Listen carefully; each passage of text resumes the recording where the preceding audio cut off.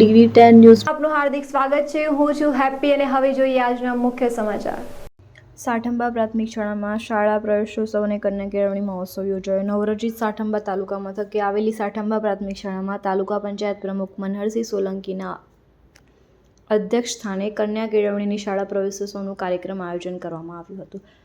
કાર્યક્રમ દરમિયાન બાલવાટિકા અને ધોરણ 1માં કુલ 22 વિદ્યાર્થીઓ નવા શૈક્ષણિક વર્ષની શરૂઆત સાથે શાળામાં પ્રવેશ મેળવ્યો હતો। નવા પ્રવેશ મેળવનાર વિદ્યાર્થીઓનું ઉષ્માભર્યું સ્વાગત કરવામાં આવ્યું હતું। આ પ્રસંગે મહાનુભાવોના હસ્તે વિદ્યાર્થીઓને સ્કૂલ બેગ, પેન, નોટબુક અને ચોકલેટનું વિતરણ કરી તેમને શિક્ષણ પ્રત્યે પ્રોત્સાહિત કરવામાં આવ્યા હતા।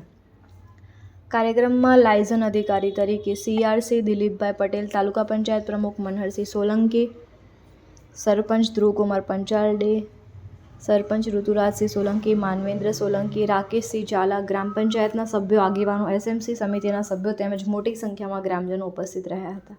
શાળા પ્રવેશોત્સવના આ કાર્યક્રમ દ્વારા શિક્ષણ પ્રત્યે જાગૃતિ વધારવા તેમજ બાળકોને શિક્ષણ શાળામાં દાખલ પ્રોત્સાહિત કરવાનો સંદેશ આપવામાં આવ્યો હતો। રિપોર્ટર જગદીશ પ્રજાપતિ, અરવલ્લી।